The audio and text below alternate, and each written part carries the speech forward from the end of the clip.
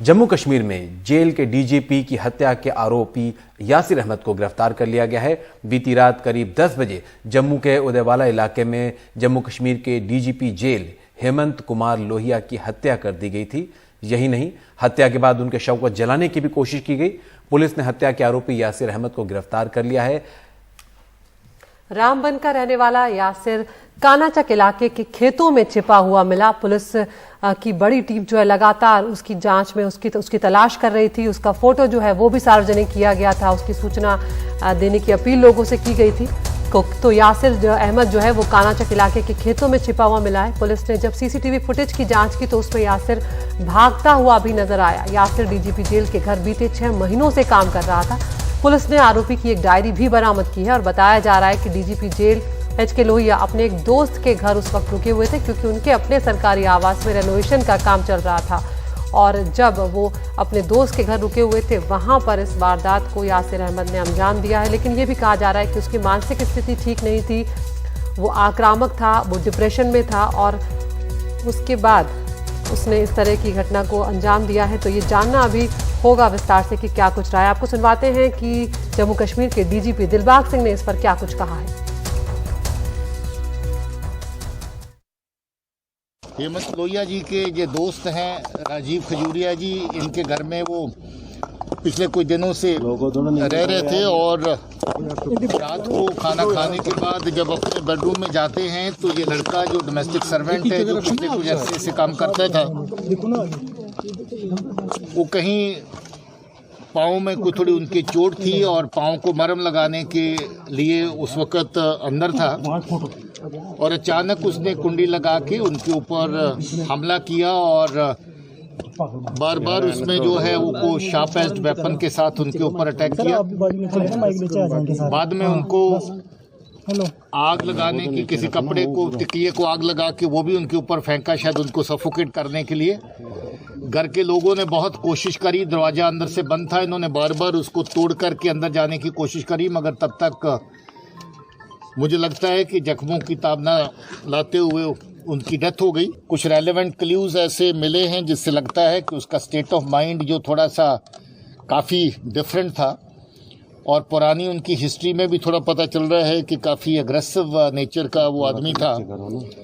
अब ये जो वाक़ा हुआ है इसकी बाकी तहकीकात कर रहे हैं और उसके फ़ोटो जो हैं अलेज्ड मर्डरर के वो मीडिया में जारी कर दिए गए हैं। इसकी बाकी डिटेल जो हो तफ्तीश के साथ पता चलेगा।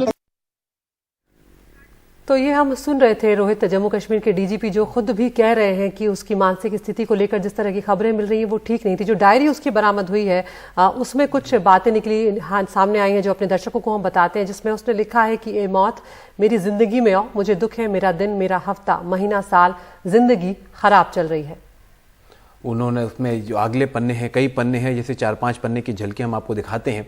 जैसे ये जो लाइन लिखी हुई है रोमन में लिखी है उन्होंने, हिंदी इंग्लिश के मिक्सचर है कहीं कहीं, और आगे लिखता है आरोपी की मुझे भूल जाओ, मुझे अपनी ज़िंदगी से नफरत है और मुझे दुख है, मेरा दिन, हफ्ता, महीना, साल सब खराब हो गया है, मुझे भूल जाओ। और इसमें अगली लाइन उसमें ये भी लिखी हुई है कि अकेले रहने की अब आदत डाल लो। और जो सबसे एक मतलब ये जो चीज़ है, जो डिप्रेशन वाली बात उभर कर सामने आ रही है अदिति, उसका एक हिस्सा है जिसमें लिखा हुआ है कि जिंदगी 1%, मेरी जिंदगी के, अपनी जिंदगी के बारे में जब जिक्र कर रहा है वो तो लिखता है कि प्यार 0 है, तनाव 90%, दुख 99 और झूठी मुस्कान, फेक स्माइल लिखा है 100% है। और इस तरीके से इसके पन्नों में जगह जगह बार बार दुख अवसाद की चीजें बार बार दिखाई दे रही हैं। भविष्य में जो भी होगा वो बड़ी समस्या।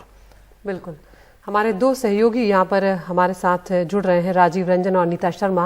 राजीव, पहले मैं आपके पास आना चाहूंगी। रामबन का ये रहने वाला बताया जा रहा है राजीव, कानाचक से इसकी गिरफ्तारी हुई है और जिस तरह से इसने हत्या को अंजाम दिया वो अपने आप में बेहद दर्दनाक है, क्योंकि उसने गला रेत कर हत्या की है, जलाने की कोशिश की है। क्या शुरुआती जानकारी इस वक्त सामने आ रही है उसकी गिरफ्तारी के बाद? देखिए, फिलहाल पुलिस का ये कहना है कि उसको गिरफ्तार कर लिया गया, उसको पकड़ लिया गया और फिलहाल उससे पूछताछ की जा रही है। इन सारे पहलुओं को लेकर, जिन पहलुओं का आपने बात करी, उसको लेकर चर्चा की जा रही है कि आखिर उसने हेमंत लोहिया को क्यों मारा, और सबसे बड़ी बात बता दें कि हेमंत लोहिया को मैं भी जो है तकरीबन 20-25 सालों से जानता हूँ। बहुत खुश मिजाज किस्म के आदमी थे, रजौरी के एसपी थे, जो श्रीनगर में ज्वाइंट इंट्रोगेशन सिस्टम था, सेंटर था, जहां आतंकवादियों से पूछताछ की जाती थी, उसके हेड रहे थे। तो कई सारे जम्मू कश्मीर पुलिस के अहम जिम्मेदारियां संभाल चुके हैं, लेकिन इनके ऊपर कभी कोई इस तरह का दाग नहीं था, कुछ इस तरह की बातें नहीं थी। बहुत खुश मिजाज अफसर थे, सब लोगों से बहुत एक कह सकते हैं कि रिलैक्स मूड में बात करते थे।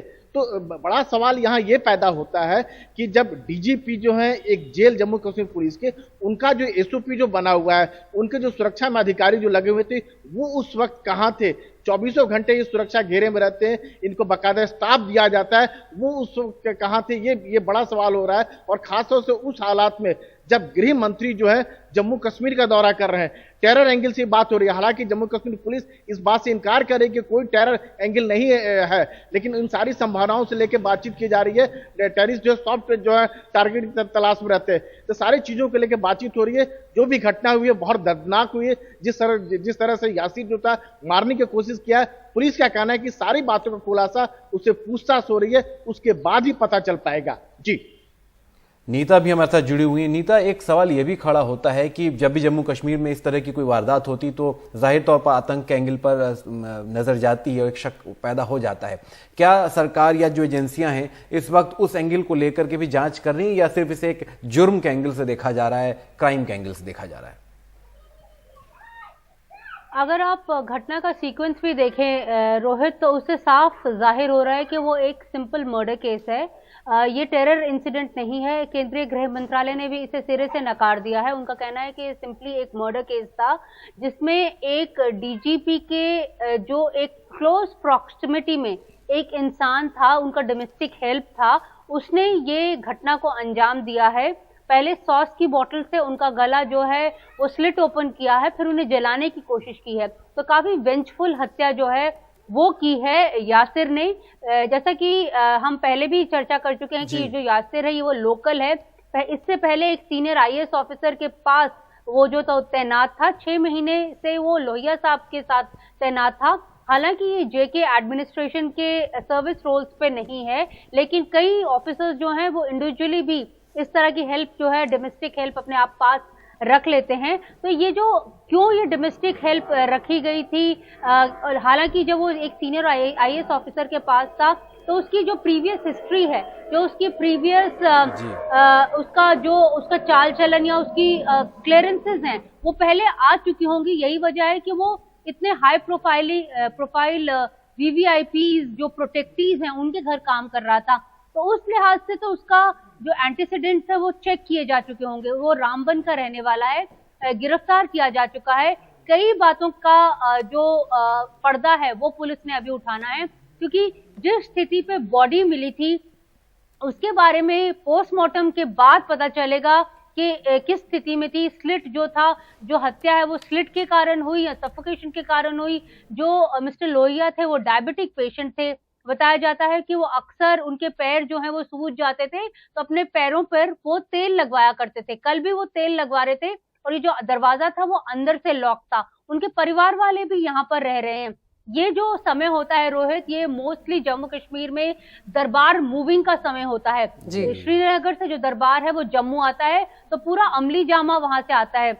ये जो सीनियर ऑफिसर्स होते हैं, जब भी ये नए घर में जाते हैं तो इनका घर फर्निश होता है, रिफर्बिश होता है। तो मिस्टर खजूरिया के घर में ये लोग रह रहे थे, जैसा कि हमने डीजीपी साहब को सुना, जहां पर ये किस्से को अंजाम दिया गया है। और यासिर जो उन्हें पिछले 6 महीने से जानता है, काफी एग्रेसिव नेचर का भी बताया जाता है पुलिस द्वारा। उसके डॉक्यूमेंटेशन भी मिले हैं कि जिससे लगता है कि वो डिप्रेस था, लेकिन अब उसकी मेडिकेशन मिली है कि नहीं मिली है, इन सभी बातों का खुलासा जो है उसकी पूछताछ के बाद ही होगा।